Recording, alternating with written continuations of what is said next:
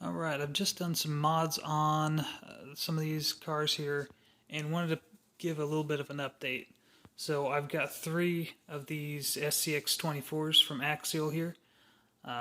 This one here is my roommate's back there, but I've got this, this is the deadbolt actually from SKT Engineering. I got that frame for the Warthog, and that he 3D prints it. You can buy the plans or you can buy the printed product yourself and put it together, but then you have to get the screws. But I bought this for $45 shipped with everything in a nice little package. It comes with 2 different tops if you're going to be doing the FuriTech motor, but I kind of like this top better. So yeah, I even melted the links to give it better clearance on the front. A lot of brass, a lot of stuff like that. But so when you're doing these larger wheels and this brass, definitely want to get this larger servo. So I've got the EMax ES08MDII or II, whichever one you want to call it. That's what you'll have to type in to get this to come up. I bought mine from EMain. The digital one was $12 plus shipping, and they have a flat rate shipping. Or this one's the ES08MAII, and they will both fit on these. These are the 2 servos. So this is the Axial, and then this is the one for the FMS Atlas 6x6. But I got that to fit. A lot better turning capability on this. The servo they give is just basically garbage. But yeah, these, I've got the RC 4-wheel drive tires on there, the mud slingers, 2.4 inches, so they're finally bigger than the FMS Atlas. But I put in these little brass wheel weights, and these are just on Amazon, but they fit the Axial SCX24s. That's what I looked up, found out they fit on this, and it gives it so much more capability. But yeah, you're going to need 6 of them to complete this. But you go from almost no crawling capability, because I mean, this can go up straight all right, but it can't really go at an angle because of the just extremely low center of gravity. But this just is a game changer between that steering servo and then these weights, because the steering just sucked before. But definitely 2 things I would recommend for getting this. I also took off the exhaust because it seemed like it was getting hung up all the time. You know, anytime I was trying to go through something, they were just sticking up here, getting caught in things. So, cost me, I don't know, not even $30 to do both of those things for this, just to make it a hell of a lot better crawler. This, I've got so much money in, stupid amounts of money, just to kind of make it look like kind of crap, but be a good crawler. Stock shocks, just because you don't really need a lot of shocks on here. 4-link suspension instead of the 2-link extended, so it's even longer than the Jeep and the Chevy.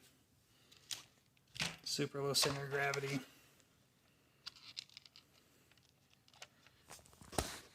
Super great clearance. So, I mean, by the time you push it down, tires are almost as tall as its height. Really good capability. Probably be better if I got some longer shocks on there. But, you know, we'll see how things turn out. I just ended up getting different things and seeing what works, what doesn't. I've got the high clearance aluminum links on here. I gotta fix that back there. Carbon fiber frame. Got the Injora diff covers. Black, brass, and that doesn't seem that great because it looks like it's scraping off already. But black brass extensions and knuckles, just so it looks pretty good. It's more meant to look good than crawl well. This has a lot of stuff to get done to it, but it's got the digital servo, the 37mm links on it, nicer looking wheels, the same tires that I've got on my deadbolt. Haven't really done anything else, but he's got a lot of parts. I just really haven't gotten into putting them on for him, so that'll happen in time. But this is super light compared to this. It probably weighs half of what this does. I'll probably end up getting the FuriTech motor. It probably is too. It would be nice if there's something you could do on this, but with that motor location, you're just kind of out of luck for trying to get anything wider to fit in there. Just super limited on clearance. If anyone has gotten anything else to work, let me know. But yeah, if you have any decent upgrades for this, give me a shout out in the comments. Thanks. So you can kind of see here the difference between the size and the servos. I did not modify mine. A lot of people say, oh, cut this, cut that. I just want to leave this alone. So I was able to just grab a couple long screws, which I have plenty of extra screws, and get this to fit in without any extra modification to the chassis or the motor. Some people say you have to cut this. On this frame, this is meant to have clearance for it. If you put it on a stock one of these, you might. Actually, I did on this one. Let's see. I don't really see a lot of issues here. Looks fine to me. I didn't modify this at all. Did the same thing, just used some longer screws.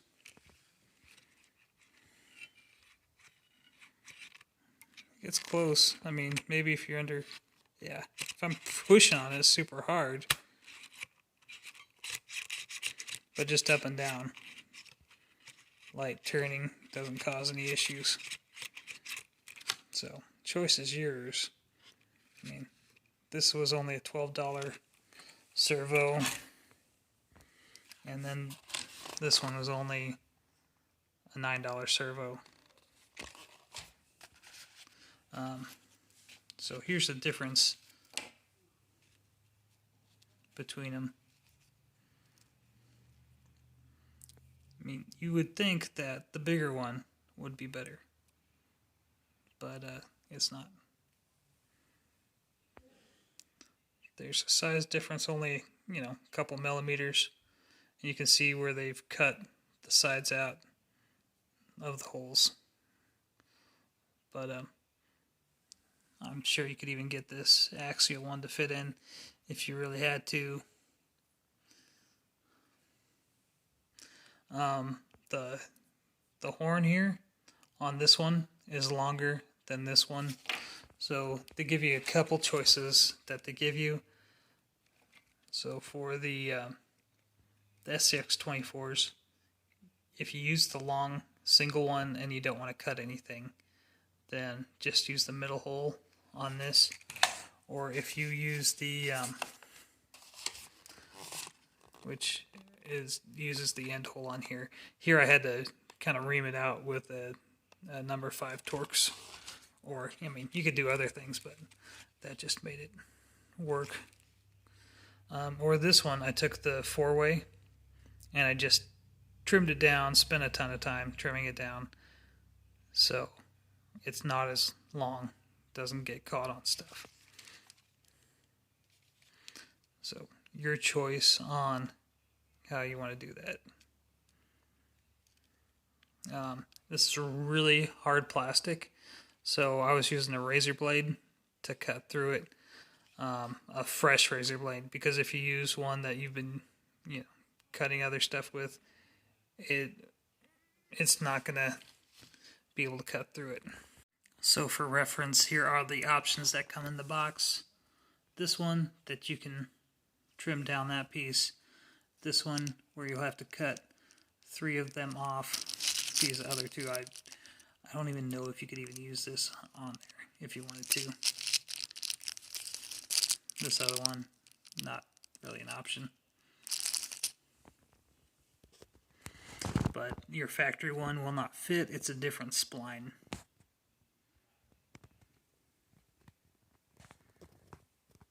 So that's what you're looking at there.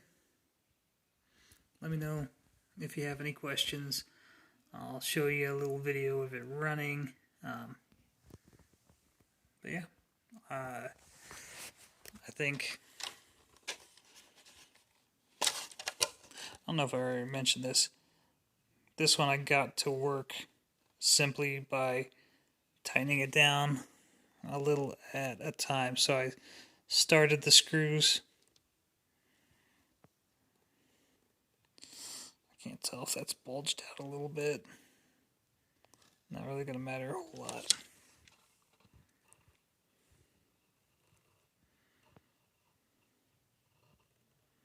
Can't tell if that's just machining either. But yeah, I just got the screws down a little bit and then just kept tightening one after another until it just fully seated itself. But no issues after that. These little panhead screws that you have on this are at least going to hold that down a lot more than these little tiny itsy bitsy screws that you get on the Axial.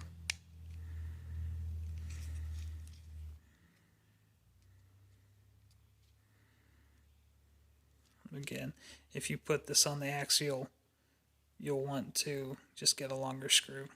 But some people say they cut out little bits of this mount for the servo. It's fitting fine for me, no issues. And I'd rather not modify that. Granted, I can replace it, super cheap, but it works. I'm not going to bother with something that works. I don't have any issues with the steering. It fits just fine. Don't even use a nut. It just screws right into the horn.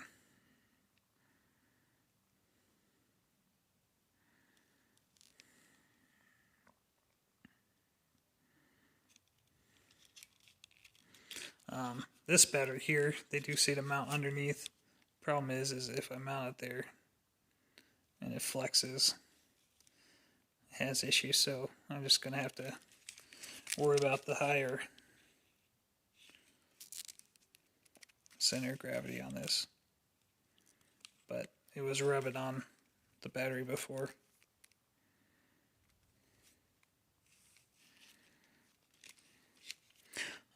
Another thing I noticed is you could just melt, like I used a safety pin, melted it, and then created new holes if you need more areas to work on that.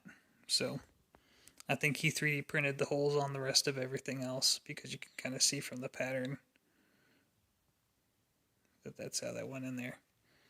But these screws are so tiny, just like I said, melt it and they'll go through. So if you're using some custom links or custom things on there, then you can adjust it that way.